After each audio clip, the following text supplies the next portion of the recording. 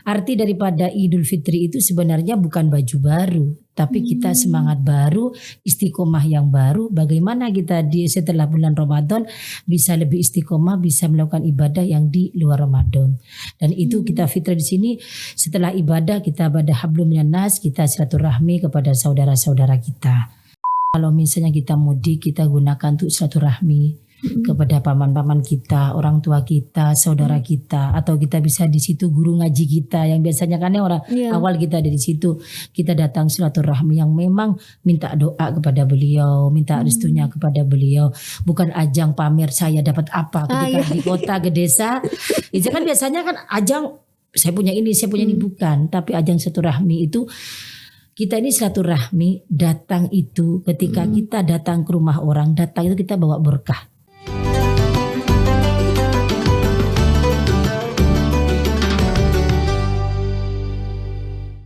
Assalamualaikum warahmatullahi wabarakatuh. Selamat datang di podcast spesial Ramadan Harian Surya dan Tribun Jatim Network bersama saya Vika Ayu Saraswati. Tribuners, tak terasa sebentar lagi umat Islam akan menyambut Idul Fitri gitu ya. Kita sudah berada di penghujung bulan Ramadan. Semoga amalan yang telah kita kerjakan di bulan Ramadan diterima oleh Allah begitu ya. Nah, tapi ini untuk menyambut Idul Fitri dan memaknai Hari Raya Idul Fitri yang baik itu seperti apa? Hari ini kita telah hadir bersama saya Ibu Khadijah Nafis dari Fatayat Surabaya. Mari kita tanyakan kepada beliau bagaimana makna Hari Raya Idul Fitri yang baik itu seperti apa. Assalamualaikum warahmatullahi wabarakatuh. Waalaikumsalam warahmatullahi wabarakatuh. Bagaimana kabarnya Ibu Khadijah? Alhamdulillah bi khair wa afiyah. Alhamdulillah, terima kasih ya Bu telah berkenan hadir di podcast kami Harian Surya dan Tribun Jatim Network. Ibu bisa berbagi pengetahuan kepada teman-teman Tribuners bagaimana Bu memaknai Hari Raya Idul Fitri yang sebentar lagi akan tiba. Idul Fitri itu adalah ketika kita sudah 1 bulan melakukan puasa, kita melawan hawa nafsu, setan, kemudian kita bisa ibadah sempurna, itu melalui kemudian ada Idul Fitri.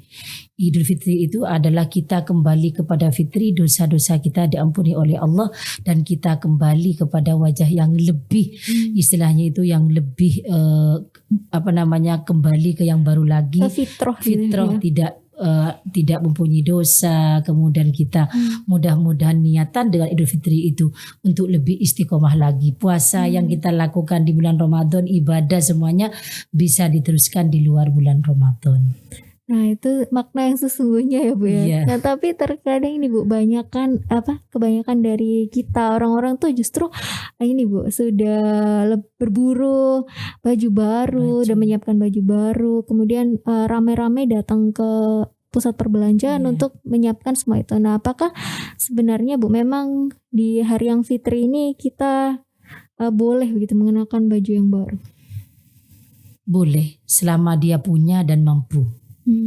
Tapi arti daripada Idul Fitri sendiri itu ada ketika orang malaman 21 terakhir itu kan sebenarnya pahalanya Ramadan luar biasa, tarawih luar biasa, tapi orang dipakai dengan berburu diskonan di mall-mall gitu seperti itu.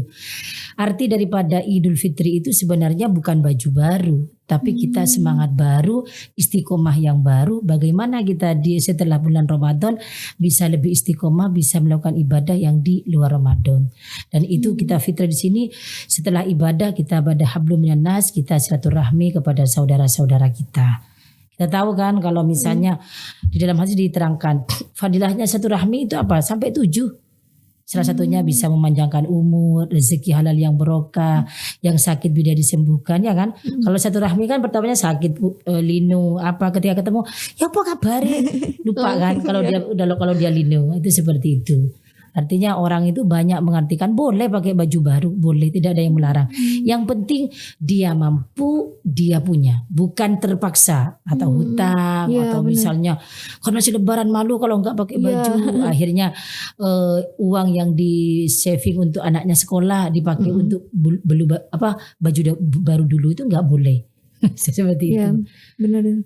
Berarti yang tidak boleh itu sampai memaksakan kehendak ya Bu ya, sampai karena ingin tampil dengan nuansa baru sampai akhirnya berhutang itu tidak boleh. Tidak boleh. Itu karena kan ketika kita tetap kepada kita semula mampunya kita berapa, kita SPP-nya anak tetap. Misalnya kan kadang-kadang kita begini. Udah yang lainnya nanti aja, lebaran aja dulu. Untuk biaya anak sekolah, untuk apa semuanya kalau bisa pending kita pending aja. Itu enggak seperti itu. Atau misalnya lebaran aja dulu, bayaran enggak usah dibayarkan dulu. Yang penting anak-anak ini lebaran dulu semuanya kita puas. Itu secara enggak langsung mendolimi orang. Misalnya punya dia bekerja nggak dibayar karena buat pakai lebaran, atau dia SPP-nya anak sekolah nggak dibayarkan, kita dolim. Dalam arti kata nanti imbasnya itu memang saya bayar kok, iya. Tapi kan ada zahir, ada batinan. Berkahnya hidup itu kurang. Hidup itu kan ada barokah, Mbak. Barokah itu yang namanya barokah itu punya uang 1.000 tapi kita barokah cukup bisa beli ayam goreng, cukup bisa beli sembarang. Kok bisa? Ya iyalah, ketika saya mau beli ayam goreng, oh Mbak Cika gak usah bayar Mbak, aku yang bayarin. Ke tempatnya Mbak Cika gak usah bayar, aku yang bayarin. Itu namanya barokah kan. Uang 1.000 bisa dapat semuanya. Itu seperti itu. Berarti saat Idul Fitri nih Bu, yang bagi yang mungkin tidak mampu itu tuh lebih baik apa ya Bu, pakai pakaian yang masih bersih ya gitu ya. Yang penting itu ya Bu. Yang pakaian yang masih bersih dan suci. Yang penting fitrah itu hatinya. Karena innallaha la yanzuru ila ajsamikum, Allah tidak melihat kepada penampilan kita, tapi Allah melihat kepada hati kita. Itu seperti itu. Cuman karena sudah menjadi kebiasaan yang salah kaprah, ya kan? Tapi sebenarnya tradisi itu seperti itu, tapi sebenarnya mengkaburkan orang-orang yang tidak cinta kepada, yang tidak senang kepada Islam, mengkaburkan arti Idul Fitri itu sendiri. Akhirnya kita yang orang awam yang tidak tahu, akhirnya ngikut-ngikut juga semuanya. Seperti itu. Nah lalu tadi kan Bu Khadijah bilang pentingnya bersilaturahmi. Nah ini kan tahun ini itu kan pemerintah membolehkan untuk mudik ya Bu, dengan ketentuan yang berlaku. Nah bagaimana caranya muslimah untuk memanfaatkan momen silaturahmi ini melalui mudik ini Bu? Bagaimana baiknya? Ya sebenarnya tuh Mbak, kalau misalnya kita mudik, kita gunakan untuk silaturahmi kepada paman-paman kita, orang tua kita, saudara kita, atau kita bisa di situ guru ngaji kita yang biasanya kan orang awal kita ada di situ, kita datang silaturahmi yang memang minta doa kepada beliau, minta restunya kepada beliau, bukan ajang pamer saya dapat apa ketika di kota ke desa. Itu kan biasanya kan ajang saya punya ini bukan, tapi ajang silaturahmi itu kita ini silaturahmi datang itu ketika kita datang ke rumah orang, datang itu kita bawa berkah. Ketika pulang dari kita bertamu itu musibah-musibah tuan rumah itu dibawa oleh kita, bukan dibawa oleh kita tapi dibawa pergi, dibawa keluar dari situ. Jadi kita minta doa kepada orang lain. Karena apa? Karena kita berdoa untuk diri sendiri persyaratannya banyak. Misalnya saya berdoa, ya Allah mudah-mudahan sehat walafiat, katanya Mbak Cika jangan dijabah. Itu usil ke orangnya. Itu doa itu terbentang Mbak. Tapi ketika kita minta doa kepada orang lain, Mbak Cika doain aku Mbak Cika mudah-mudahan sehat. Oh iya saya doakan mudah-mudahan sampai jenengan sehat dan gitu. Kemudian diterima oleh Allah, otomatis kembali kepada diri kita. Apapun keadaan kita. Kita mau orangnya julid, kita mau ibadahnya kurang, tapi dengan doa orang lain insya Allah itu langsung diijabah oleh Allah. Benar ini Bu. Berarti kalau saat pulang kampung tuh bukan ajang pamer ya tadi Bu. Dan ada ini Bu, berbicara soal julid ini kadang Bu ya, saya kalau pulang kampung tuh Bu tidak siap ini Bu kalau ditanyain kapan nikah? Iya betul itu Bu. Ini bagaimana itu Bu? Selalu itu Bu pertanyaan itu datang setiap. Saya sampaikan ketika kapan nikah kamu nih? Menikah itu bukan akhir, menikah awal dari proses selanjutnya. Lebih baik telat kata orang tapi kita selamat daripada kita terburu-buru cuman karena kata orang, cuman perlombaan itu. Biasa Mbak, sebelum menikah nanti ditanya kapan nikah. Iya, kalau setelah menikah kapan punya anak. Setelah punya anak berapa? Betul, anak punya kedua. Kalau kita ini mendengarkan omongan orang itu cuma bisa ngomong, nggak tahu. Yang tahu problem di hati kita kan kita. Yang penting kita punya prinsip benar ke Allah dan benar adat istiadat. Artinya apa? Saya walaupun belum menikah, saya tidak melanggar syariat Allah. Dalam adat saya tidak mengganggu suami orang, saya tidak ini. Jadi Kalau kita ini hurriyatul mar'i mahdu bi hurriyati man siwahu katanya. Kalau kita memikirkan orang suka kepada kita semuanya dan apa yang sama dan kita inginkan, nggak bisa. Yang penting itu kita punya prinsip, kita tidak melanggar adat istiadat itu aja dan syariat Allah gitu. Masalah orang ini ya doakan mudah-mudahan yang terbaik. Sama langsung jawab gitu aja. Iya. Doakan mudah-mudahan yang dapat yang terbaik dan pilihan Allah. Ini akan saya buat jawaban nanti bukan itu. Semuanya kan jodoh sudah dari Allah gitu. Betul. Nah ini Bu, kalau amalan apa yang sebaiknya dilakukan saat Idul Fitri? Kan ini Bu, kadang saat pulang kampung tuh kan ini yang punya rezeki lebihan berbagi, kayak saya nanti berbagi ke ponakan tuh gimana Bu? Sebaiknya untuk alokasi uangnya. Kalau alokasi uangnya Mbak, sampai ini misalnya kan anak kan senangnya dikasih uang ya. Misalnya sampai ayo ngumpul semuanya dulu. Ayo siapa yang bisa baca surat An-Nas? Siapa yang bisa doanya ini? Ayo doakan satu-satu ya buat tante ya, doakan mudah-mudahan tante dapat jodoh yang ganteng wajah, yang ganteng hatinya. Amin, ya yang Allah. bisa membawa bahagia dunia dan akhirat. Itu saja seperti gitu. Minta doa ke anak kecil. Karena anak kecil itu doanya pasti mustajabah. Amalan apa? Kalau saya mengatakan amalan apa untuk ini? Istighfar. Kita istighfar. Kenapa? Takut hati itu melihat orang desa. Kadang-kadang kita punya pikiran, kan gitu kan? Kayaknya lebih kerenan aku deh. Padahal biasanya itu orang desa ibadahnya luar biasa. Tapi kita itu ya alhamdulillah, kita selalu terus bahasa alhamdulillah, ya Allah alhamdulillah saya ada di kota dan bisa saya memberi. Sama dengan siapapun minta doa, dengan pasti kan di desa tante, bibi semuanya kan ada, ponan-ponan, guru-guru semuanya, sampai minta doa semuanya. Insya Allah itu yang membawa kita itu barokah ketika kita ada di kota dan terlindungi dari ini ada cerita Mbak. Mungkin kita bisa jadi buat kita karena perempuan. Ada seorang ini pulang kerja, kemudian itu biasanya di situ tuh ada pencopet, ada yang nakal-nakal orang dua. Kemudian yang perempuan itu pulang kerja, ada orang yang jahat itu, tapi dia tidak mengganggu. Ketika besok paginya dia baca di koran terjadi perampokan di tempat itu.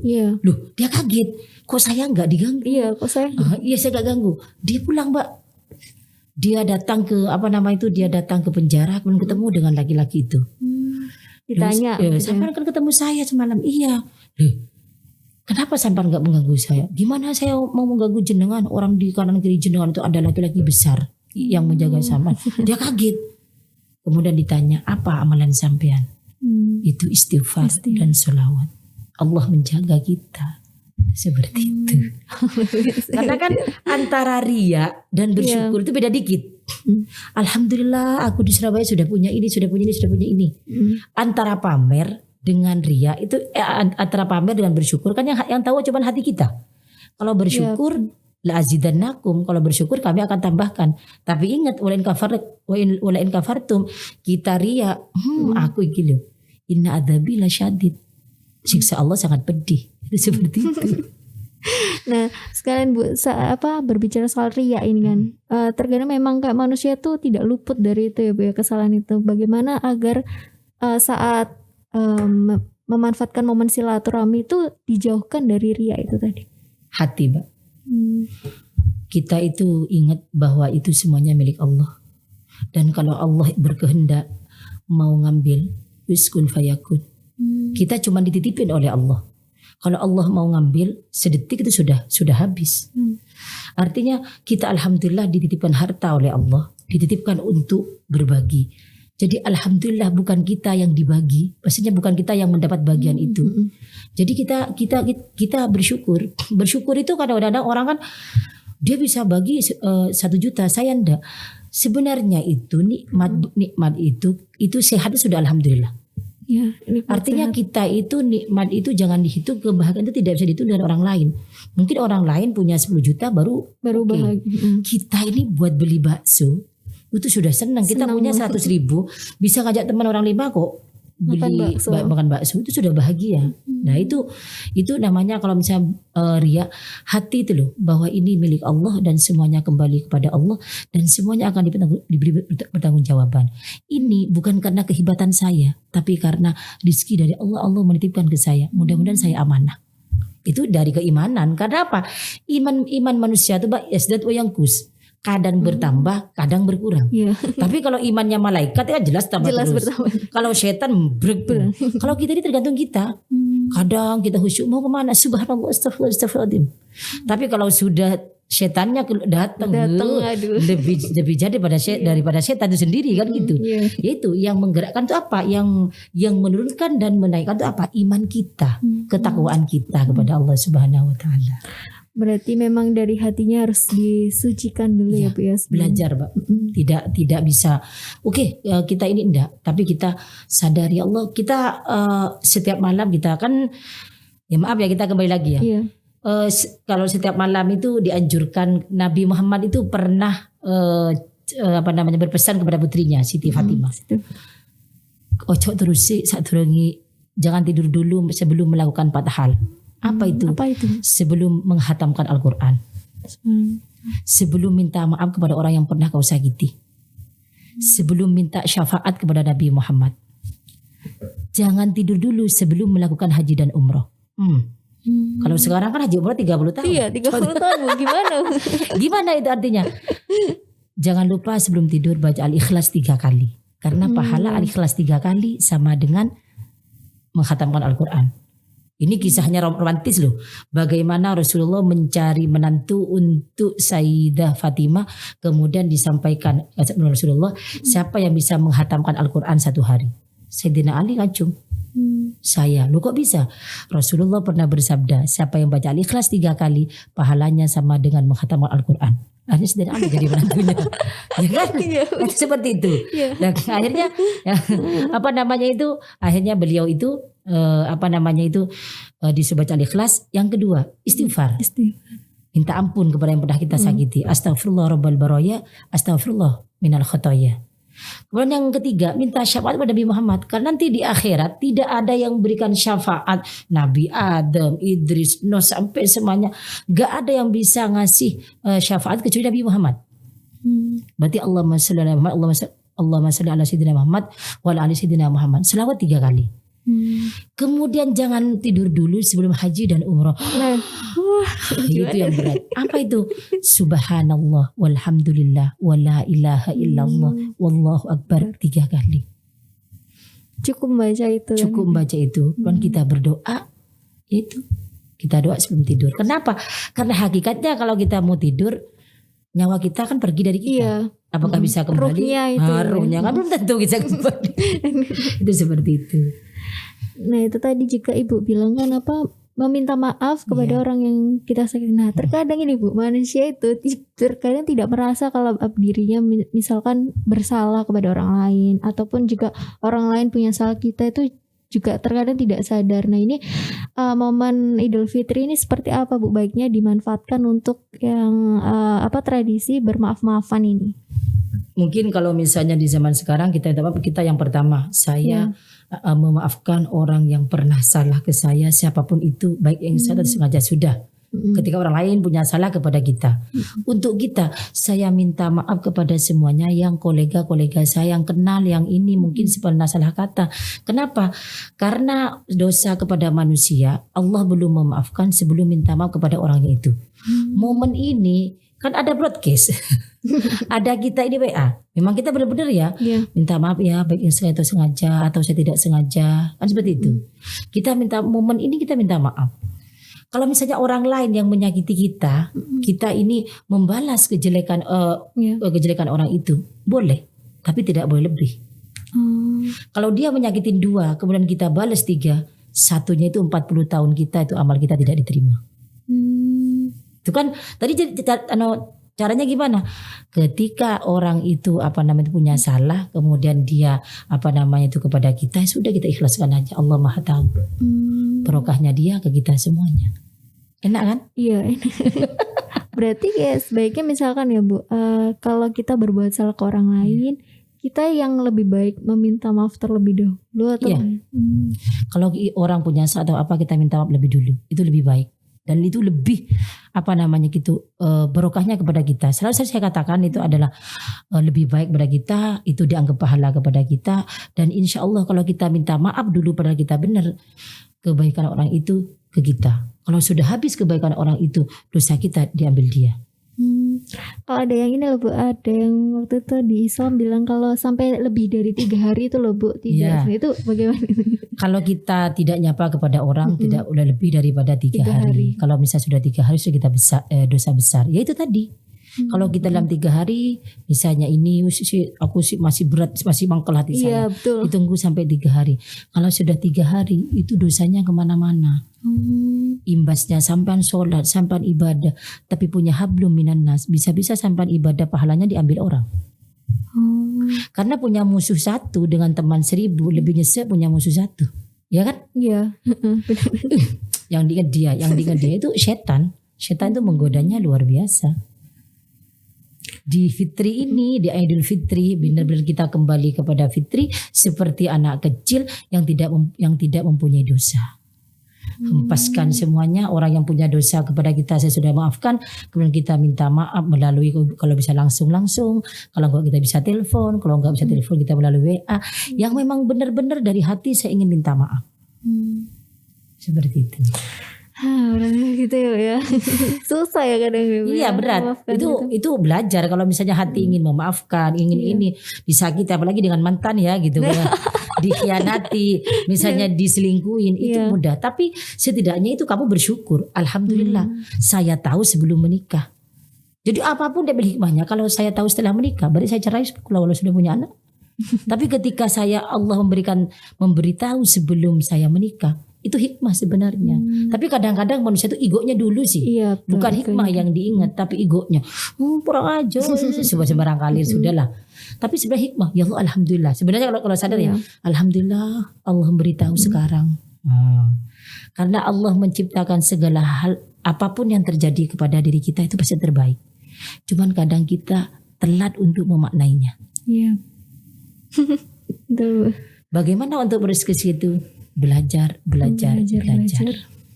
Kita kan sekarang nggak susah belajar, bisa di mana aja. Nah ini Bu, sekarang kita berbicara soal alokasi keuangan ini Bu. Nah kan terkadang orang-orang tuh menyiapkan keuangannya tuh sampai Ramadan aja. Nah ketika sudah Idul Fitri, kadang uangnya sudah habis dulu kan Bu, kayak THR dan semuanya. Ini bagaimana Bu, alangkah baiknya dari sudut pandang Islam? Dalam Islam itu ada keuangan, ada muamalah, ada kita cara membagi uang. Jadi caranya mengatur keuangan itu tergantung kepada pemasukan sendiri-sendiri. Jangan tergantung pada orang, ini bulan ini harus habis 10 juta.